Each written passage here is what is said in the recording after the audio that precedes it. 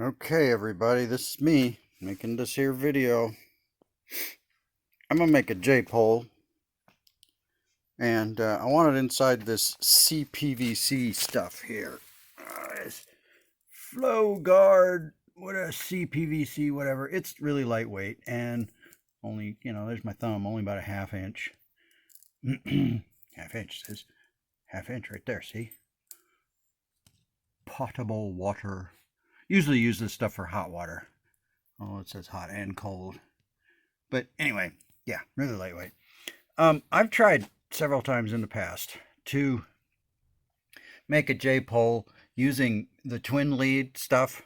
And as I'm sure many of you have already figured out, the twin lead stuff is frequently hard to find. And the various different kinds you can get with foam and this and that and so forth, they're as crazy as a bag of cats because they all got different velocity factors.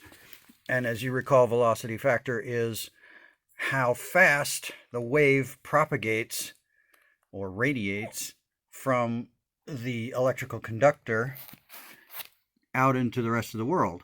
And so if you get a bare wire, then you can use those formulas that you learned, basically in your very first amateur radio licensing exam. But as soon as you start dealing with something that's got any kind of a coating on it, then because of the skin effect, it starts slowing down the speed of propagation, basically moving from wire to air. And when you cover it up with stuff, and it slows it and slows it. This wire I got 1,000 feet or probably a little less, 18 gauge. I think after I bought a couple things at this guy's booth up there at the mic and key swap meet, he just threw this in. He said, no, actually, he said, how much will you give me for it? And I told him 14 bucks. 1,000 feet of this. It's great stuff. Anyway, go to Mike and Key, unless you're a moron. It's so many good deals to be had. Anyway, so I just decided, all right, I'm going to take a piece of tape and I'm going to, loosely put these together. You can tell they're not even necessarily, there's no micrometer thing going on here, okay? These are just close together. And then that distance there, there's a couple of really good videos that explain how the J-pole is designed, but let me just summarize what they say, okay? You have, focus on that there we go. You have in here a half wavelength. That is 2/4 wavelengths. And in here in the black section, you have 1/4 wavelength. Actually, it's 1/4 all the way back to the stub. Okay, and so theoretically what's happening here is if you were to join the coax ray up here, you would have this infinite impedance. Okay, and if you were to join the coax back down here, you'd have 0. So obviously if you're looking for 50 ohms, you come up here a little ways and you can adjust the impedance here and there. And as you're trimming any J-pole, you know that this piece here has to be half wavelength or 2/4 wavelength stubs, right? And you know that this has to be 1/4 wavelength down to here. So it's really easy to design, a starting point. You just have to make sure that this piece is always, no matter what you trim off, wherever you trim the notch in the twin lead stuff, you got to make sure that this piece here is always half the length of this piece here, right? Because you know that if they're not right, if they're not the right percentage, you're throwing the whole thing off to begin with. So every time you're trimming off 1/8 of an inch here, you're trimming off 1/4 of an inch at the other end, okay? and that's not too tough. And then you get to kind of sliding this up and down like a trombone to figure out where the right place is and then solder it right up when you're done. Oh, and you're probably wondering, what is this white junk? That's Belden 9907. I got a roll of that cheap once too. Where are they? Can you read it on there? Can't read it anywhere. At any rate, whatever. 50 ohm coax, great stuff, especially for in the car or someplace where it's not going to be exposed to ultraviolet light. I'm just using it in the shop because I got a boatload of it. That tape marks how high up.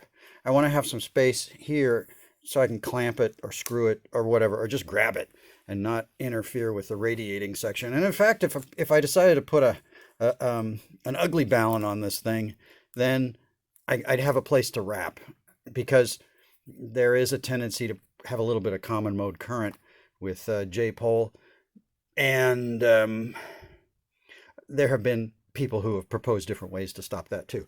My plan here is to go to about here where you can see the solder point and put in a 4.5 inch piece of RJ174, shorted at the top, and making kind of a capacity hat deal coming down here.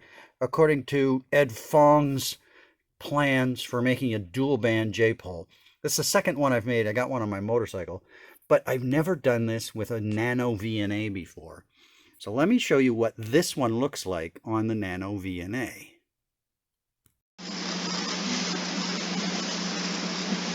Okay, here we are. I've got it hooked up to that antenna now, and it's scanning. As you can see, 100 megahertz to 200 megahertz in 2 segments, so we got just over 200 samples. And I've got markers at, let's just make that the beginning of the band and the end of the band. So it should be 44 MHz. Okay, and so down here you can see there's the red, the green, and the blue. Green being in the middle, 146. Blue being 148. Okay, and we can see 143.781 is where it put a marker pretty close to the end. SWR there is 1.3. In the middle it's 1.1. The frequency there, the impedance, 65. You know, pretty close here on the Smith chart. Everything's pretty close to the 50 ohms is right in the middle. I assume it's normalized to that. I'm not an accomplished NanoVNA user yet, but we're close to the middle. The actual numbers over here show that in the middle of the band we have 58.19 and a little bit of reactance. That's pretty good, 1.1. And the SWR on the other end is another 1.3, a little higher, 1.38, and pretty close to 50 ohms. One of the things I've noticed you can do, I've got a tablet, so I got to get out my finger or my pen. I can grab one of these markers, and it'll just move up and down. And what's nice about that is watch it spin around the center of the Smith chart as I go on either side of the band. So what that's telling us is that we're very close to 50 ohms, not much reactance. Down low is not much capacitive reactance. Down up high, there's more inductive reactance, but there's not very much of that either, as witnessed by what we're seeing in the impedance numbers at the top and the bottom of the band. So this is pretty good. You can also see it sucks for every other frequency between 100 and 200 megahertz. Particularly sucks right there at whatever that is. What is that? That's 103 megahertz. So yeah, it's pretty nice. There's not much else to show here. I just figured I'd give you a quick little insight into how that works. I also noticed one of the recent updates is you can zoom. Oh, sorry, I'm grabbing it with my finger. And then go to the pad here. Zoom.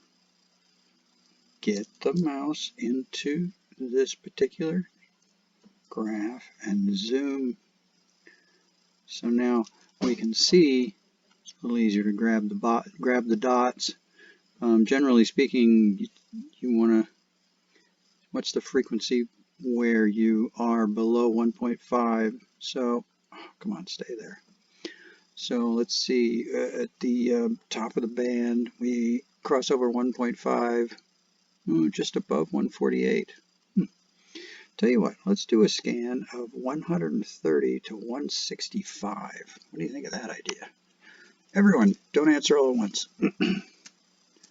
So 130 and 165, and we'll tell it to sweep that. There you go, sweep up that mess. Alright, so now I want to get over to this thing and expand it out a little more so I can see the dots. Let's drag that up to, where's 1.5? 1.51A, 1.48. So at 148, I'm looking at the green one here, okay? Let's move the mouse so you can see what I'm talking about.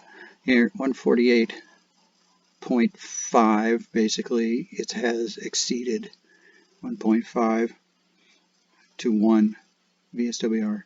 And then let's move the red one for the beginning of the band. Let's see where that goes. Red one. Where are you? Oh, it's moving the green one. Okay, we're moving the green one. Yeah, that's right. You have to change this thing here if you want to. All right, fine, whatever. So let's see, this is going to go, where are we at? 1.5487, 1.507, at 1.42. So we could actually afford to move it up a little bit, but for such a tiny little adjustment, I don't feel like starting to try to trim wires and do stuff like that. So anyway, there you go. That's what we're all about. Interesting. If you, it suspects that the estimated cable length is 2.219 meters. That works out to about 11 and, no, I forget. At any rate, it showed me that I had about 0.87 velocity factor on my Belden 9907 50 ohm coax, whatever. People don't care about that probably, but anyway, so there you go. That's the end of that. Okay, I realized earlier that my fascination for how it was built and explaining it caused me to completely overlook the measurements. And a lot of you are wondering, well, what are the measurements, you dork? So here it is, pulled tight, metric and English, all the way down here. I will show you that that works out to what, 85, 853, 852 millimeters. You're going to get really goofy. I mean, you're going to want the same wire, right? And then, of course, this is going to test whether or not my theory was right. So half of 84 is going to be, or 840, 850 is going to be 40 and 25. So you're talking about another 65 plus the 80. So this should come out to be about, wait a second, did I get that right? Should be another, anyway, do the math. I can't video and do math at the same time. Can you tell I'm chewing gum too? So yeah, so there's your, that's working out to be about 1265 millimeters total length of the loop, and you have to kind of estimate it's about, interesting, it's a little more than an inch.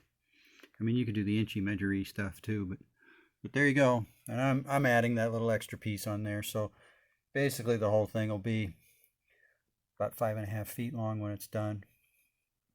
Anyway, there you go. Yeah, so that's it. That's all. Have a good day, everyone. And like I say, I'm going to add that thing up there to make it a dual bander. If people are just absolutely dying to find out how that worked out, then I'll post another video. Yay.